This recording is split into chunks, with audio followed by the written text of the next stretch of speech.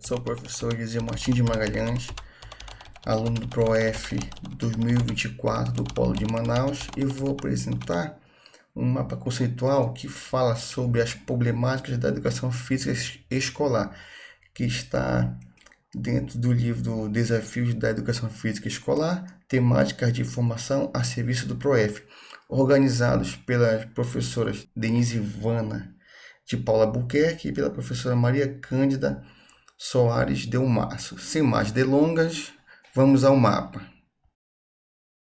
Bem, este é o nosso mapa conceitual, né, que fala sobre as problemáticas da educação física escolar. A primeira problemática que nós vamos trabalhar é o rola-bola e a renovação pedagógica, né, que foi escrito pelo professor Fernando Jaime Gonzalez, tá? Que ele fala sobre as atuações docentes do professor dentro do ambiente escolar. Ele fala sobre as práticas tradicionais, né? Que é o esporte na escola. E em certo ponto, a própria educação física é confundida com o esporte.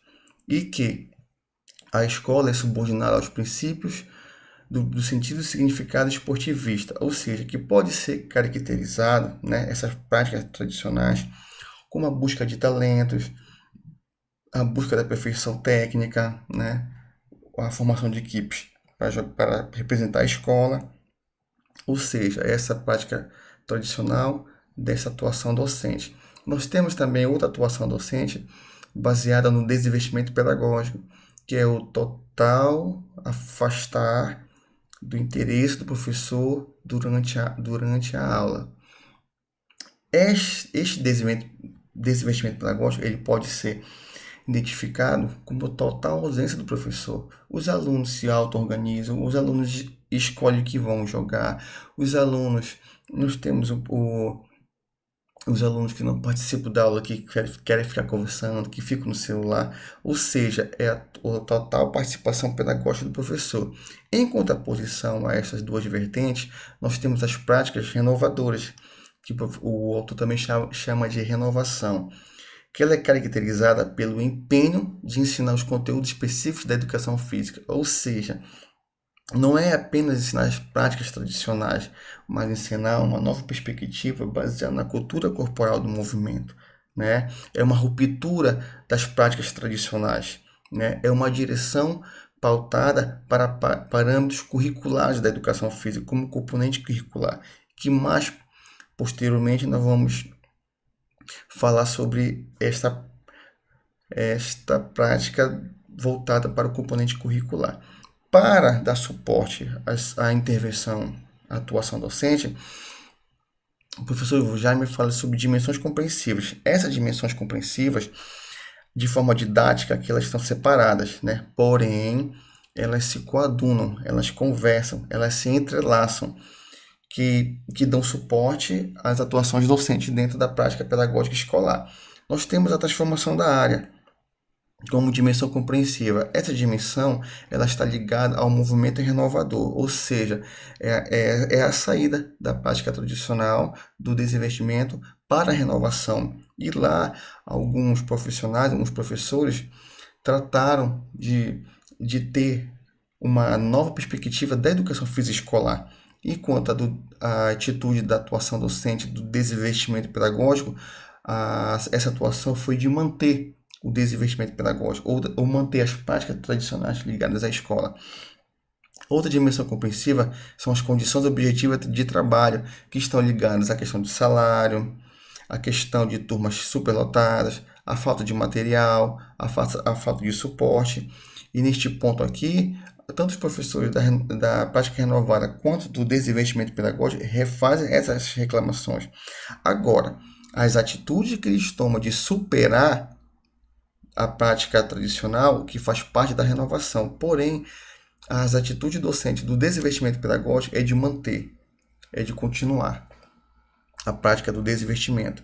Outra dimensão compreensiva está atrelada à cultura escolar, ou seja, é uma educação física, ela se torna invisível na prática escolar. Ela se torna como limpar o quintal, limpar o terreno, lavar as carteiras.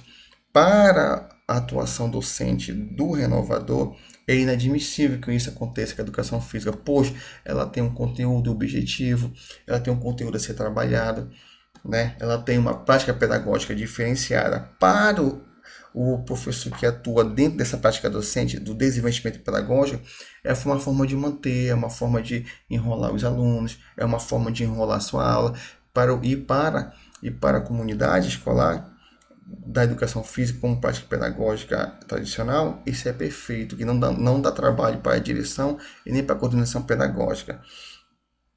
E é claro que há uma hierarquia também de importância da disciplina, ou seja, a educação física fica à margem das outras ditas disciplinas cognitivas.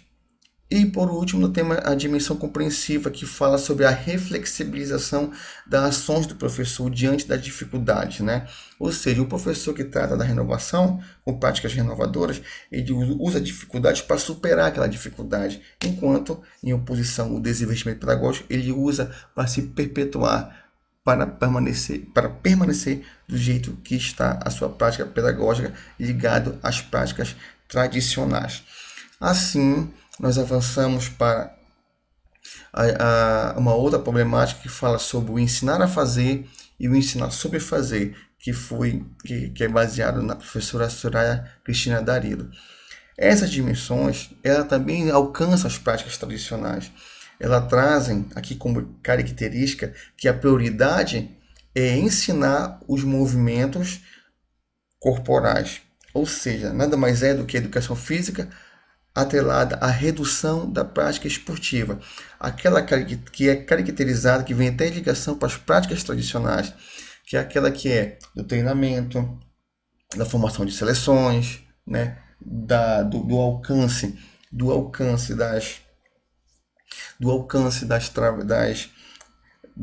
aperfeiçoamento motor, né? E em contraposição a este modelo tradicional, nós temos movimentos renovadores, e esses movimentos trazem fundamentos importantes para serem destacados. O primeiro deles é a elevação da educação física, de atividade física, para uma disciplina, para um componente curricular. E ela foi concretizada, como mostra aqui a seta, ela foi concretizada em 1996, na terceira LDB, onde a educação física se tornou obrigatória no ensino fundamental e médio, ela passou a ser um componente curricular, superando a prática de atividade física, certo? E a outro fundamento utilizada da autora é a proposta do cunho culturalista, ou seja, é a proposta do trabalho da cultura corporal do movimento, e assim trabalhar o rompimento dessa prática tradicional, e é trabalhar teoria e prática juntas, e é muito mais do que trabalhar a experiência corporal dentro da sua compreensão, ou seja, é trabalhar as dimensões do ensinar a fazer e o ensinar sobre fazer de forma em conjunto, de formas unificadas.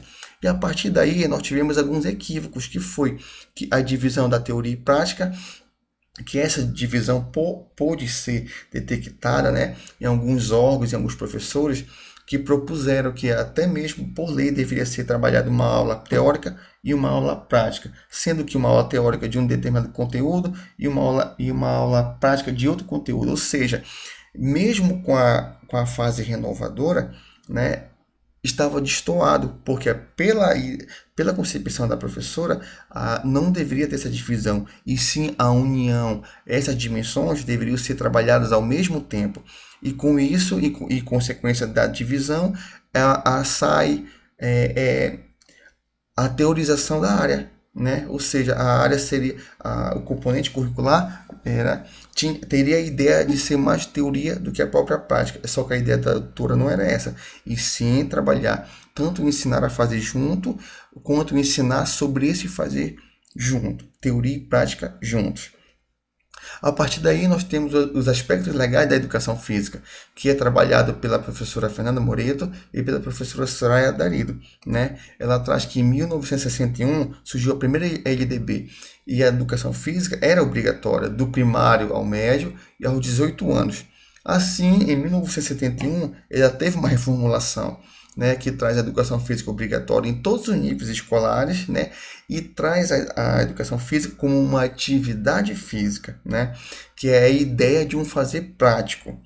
A ideia de fazer o quê? Que através da atividade fosse desenvolvido forças físicas, cívicas, morais e psíquicas, né? Ou seja, essa atividade física atrelada ao modelo tradicional, né? Ela estava baseada em um fazer puramente prático. Sendo facultada, né, em 1971, ela facultou a educação física a maiores de 30 anos, a quem trabalha mais de 6 horas, a quem presta serviço militar, ao fisicamente incapaz, e que, em 1977, duas linhas complementadas, que foi quem tem prole e quem fazia a pós-graduação. Essas pessoas estariam facultadas à prática da educação física. Em 1996, nós tivemos a terceira LDB, né, que fala sobre, ela tornou a educação física obrigatória, continuou obrigatória, da educação física infantil, fundamental e no ensino médio. E que em 2011 nós tivemos o termo obrigatório acompanhado da palavra componente curricular, né, tornando a educação física obrigatória dentro do espaço escolar e facultada ao ensino noturno e ao ensino superior. E por último, nós temos uma lei, a 10.793, que trata também da educação física, ela como obrigatória dentro da educação básica, né, sendo também facultada, né, e que na visão das autoras, essa facultatividade que esta lei ela foi um retrocesso. Apesar dela fazer parte do projeto político escolar, o componente obrigatório, a sua prática ficou facultada ainda, a maior de 30 anos, a que possui 6 horas, que trabalhou mais de 6 horas, ao serviço militar, ao baseado na lei 10.044 e o que tem prole, né? E nós podemos perceber que a educação física ela saiu de uma atividade física, de um viés tradicional, e ela passou a fazer parte de um componente curricular obrigatório, com uma outra perspectiva, com uma outra atuação dentro do espaço escolar. Tá? Ou seja, saiu de um movimento de cunho biológico e passou a fazer parte de uma proposta culturalista dentro do chamado cultura corporal do movimento.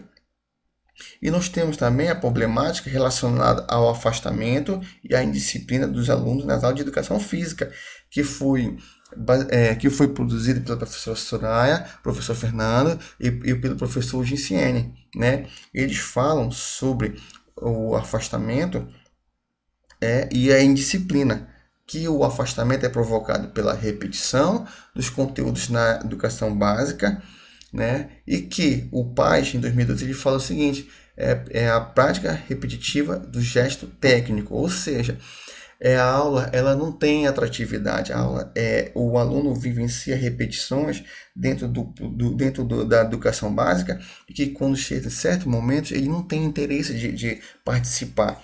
E assim também nós temos o processo de insucesso e exclusão, que fazem parte também do afastamento. Essas repetições, esse insucesso, ele tem um cunho do movimento tradicional, de um modelo, né, de desinvestimento pedagógico, de práticas tradicionais, né, que nós temos a exclusão do gênero, nós temos o afastamento do professor, que não participa, né, dentro do desinvestimento pedagógico.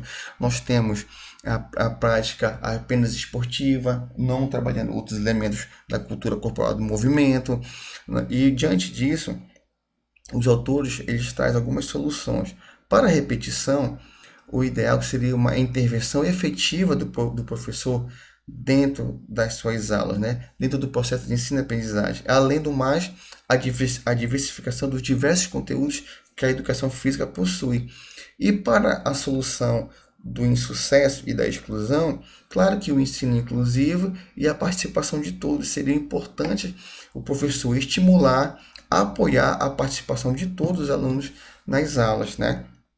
E a proposta pedagógica utilizada foi através do Sport Education, né? O Sport Education, por exemplo, vamos fazer um torneio de handball. ou seja, um torneio é realizado por dois times, né?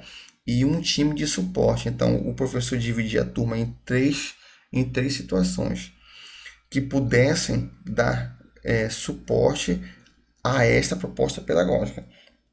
Então, dois times participavam jogando e o outro time participava dando suporte, como na arbitragem, nos scouts, nas análises, no processo de observação. Então, diante disso, essa proposta pedagógica é solicitada que os alunos passassem pelos diversos papéis disponibilizados dentro do Sport Education, que, claro, e que faz parte das novas práticas tradicionais relacionados a uma educação física escolar de um componente curricular, tá certo? E para a indisciplina, nós temos, os autores citam a falta de boas referências e uma crise de valores tem gerado uma série de indisciplina nas aulas de educação física. E que Latalli fala que é através da carência de referências sociais que inspira os valores fundamentais. Uma proposta pedagógica que possa combater a crise de valores e enfrentar a falta de boas referências é através do modelo de responsabilidade pessoal, social, baseado no Donald Hayson, né? Além do mais, nós temos também o futebol calerreiro. Esse modelo de responsabilidade pessoal é trabalhar, fomentar através das práticas esportivas valores como responsabilidade, respeito, tolerância, né? Valores de boas referência. Então, através das práticas esportivas, esses valores seriam trabalhados. E o futebol calerreiro seria o futebol dividido em três etapas. Nós temos duas equipes, né? Elas se organizam, discutem as regras antes de começar o jogo. A segunda parte é o jogo e a terceira é quando eles sentam para discutir, conversar, analisar como foi a partida. E outra proposta pedagógica, temos a proposta híbrida, que ela pode utilizar tanto a proposta do Sport Education, quanto uma outra proposta, como da aprendizagem cooperativa, quanto do futebol calerreiro, como também do modelo de responsabilidade pessoal e social, ou seja, a opção híbrida é a união de mais de uma proposta pedagógica. E assim nós vamos para a inquietação que fala sobre o esporte dentro das aulas de educação física, que traz o professor André Luiz falando sobre esta temática. Dentro do panorama escolar, o esporte ele é um modelo esportivista, né? Um modelo que tem um modelo relacionado à redução à prática esportiva. E diante disso, nós não podemos nos esquecer que a educação física ela teve o seu viés higienista lá, baseado na saúde, nós teve um modelo militarista, baseado também dentro de segurança da nação, né, contra a guerra, e teve um modelo também esportivista, onde o esporte tem um destaque aqui, né? E algumas reflexões são feitas pelo autor, que ela contribuíram para a sinalização do modelo esportivista. Qual é o propósito da escola? É apenas a prática esportiva ou a, a experimentação dos elementos da cultura corporal do movimento? Então, qual é o propósito da escola? Né?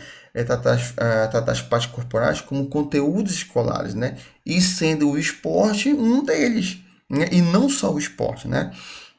Outra reflexão qual é o propósito da educação, dos esportes dentro da educação física escolar? É formar equipes? É formar os talentos? Né? Ou é uma outra perspectiva? E com relação aos esportes, é só aqueles de cunho de cunho que tem maior relevância? O Quarteto Fantástico, futebol e futsal, handball, basquete e vôlei? Ou outras modalidades esportivas? Esporte de marca, esporte de precisão, né? Técnico combinatórios. Então nós temos outros elementos da cultura corporal que fazem parte, né? Que fazem parte do panorama da educação física escolar. Então, em contraponto, Nós temos a abordagem renovadoras, que traz uma outra perspectiva, que é a saída dessa parte biológica, dessa parte tradicional, para uma área cultural, que já foi citada, inclusive, aqui dentro da proposta de cunho culturalista, né? Então, nós temos essa abordagem que fala sobre que a abordagem renovadora faz uma forte crítica ao esporte como conteúdo hegemônico nas aulas de educação física, né? Propondo outros experimentos da cultura corporal do movimento. Então, a partir dessa ideia de forte crítica, nós tivemos alguns equívocos entre professores dentro do contexto escolar. Um dos equívocos falava assim que os críticos eram contra a implementação dos esportes dentro das aulas de educação física. É claro que isso é totalmente equivocado, que para essa ideia de criticidade não era bem assim, ou seja, a ideia não era retirar desse conteúdo, mas sim abordar o esporte numa outra perspectiva, ou seja, é a superação desse modelo esportivista do esporte, uma outra perspectiva. Ao invés de buscar talentos, ao invés de treinamento, por que não a participação, a inclusão de outras pessoas, a inclusão de meninos e meninos de um gênero na mesma aula, né? Um outro equívoco detectado é a crítica técnica esportiva, né? A ideia não é ser contra a técnica, mas sim adotar um novo sentido para ela. Ou seja, a técnica não está o fim em si nela, né? A técnica não é um fim em si, mas uma outra perspectiva em que o aluno possa se desenvolver, usá-la fora do ambiente de escolar em uma outra situação também alternativa. Um outro equívoco, a oposição entre ludicidade e rendimento, ou seja, ludicidade é uma coisa, rendimento outra. Para o autor, trabalhar com a ludicidade não quer dizer que seja contra o esporte, não. Dentro de um projeto, dentro de uma organização, dentro de uma programação, dentro de um planejamento, pode-se sim ser trabalhado um rendimento, né, junto com a ludicidade, né? Não são oposição, mas se puder trabalhar e tem oportunidade, não é proibido. E o outro equívoco é a substituição da prática da reflexão, né? A substituição da prática pela reflexão da prática, né? Ou seja, nós já falamos aqui sobre a teorização da área, é sobre isso que ele quer dizer. É a saída do cunho biológico, é a entrada da proposta culturalista, né? Então, esta é uma crítica que a educação física se tornaria uma teorização, é a divisão da teoria e prática. Claro que o professor Straidarido já falou que a ideia não é fazer divisão, e sim trabalhar o esporte ou o conteúdo corporal cultural dentro de uma dimensão do ensinar a fazer e também sobre essa dimensão do ensinar sobre este fazer. E diante disso, a abordagem pedagógica ela critica este modelo esportivista, né? Esse modelo tradicional. E hoje, atualmente, qual é o panorama do nosso esporte dentro das nossas aulas de educação física? O Quarteto Fantástico ele é presente, ele continua presente. Ainda existe essa predominância esportiva dentro das nossas aulas, né? Como conteúdo hegemônico. Nós temos ainda o desinvestimento pedagógico, as práticas tradicionais. Claro que como características, nós temos esse viés biológico, nós temos algo proposto na segregação, menos estímulos, né? Aprendizagens cerceadas, fica comprometida com este modelo esportivista, né? E o que temos a oferecer hoje? Oferecer o conteúdo de forma abrangente, de forma mais ampla, né? É a diversidade no universo esportivo, é a diversidade dos elementos da cultura corporal, não só o esporte, mas ginástica, lutas, dança, né? Outros elementos da cultura corporal. Nós temos outro panorama que volta-se para a vivência. A vivência se torna fundamental nas aulas de educação física. Não que as técnicas não sejam importantes, mas a técnica com o fim em si mesma ela é criticada. E a técnica, tanto é que o professor faz uma crítica no arremesso do basquete. Primeiro pega a bola, bate a bola, chega perto e arremessa. Então, se torna mecânico, se torna tradicional. Então, qual seria o fundamental? Você trabalhar a vivência e trabalhar a lógica esportiva, é o entendimento do esporte, e depois você pode aos poucos trabalhando também a parte técnica junto com a lógica esportiva.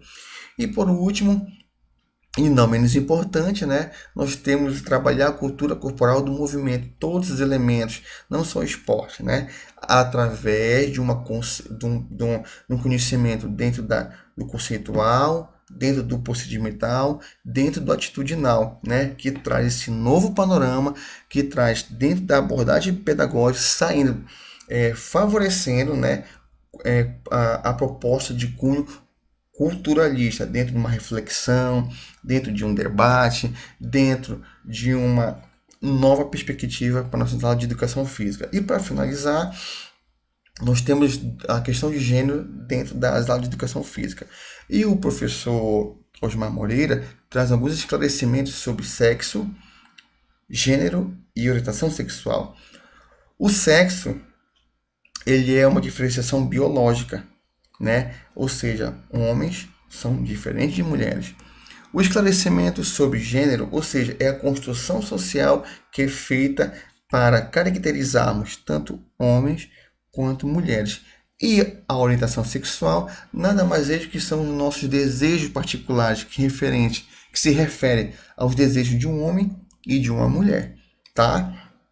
Então, dentro do esclarecimento do biológico, o autor traz que nós temos diferenças extrínsecas e intrínsecas.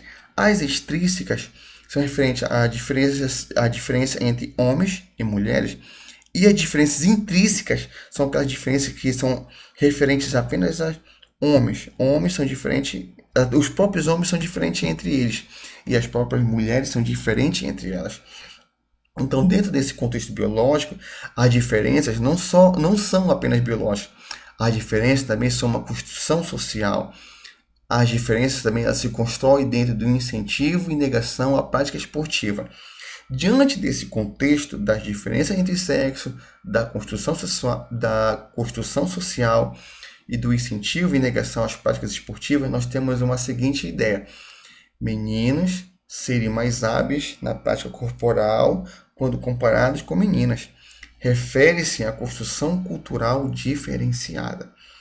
E assim, para nossas aulas, elas devem ser de educação física, elas devem ser mistas ou separadas? Se optarmos pelas aulas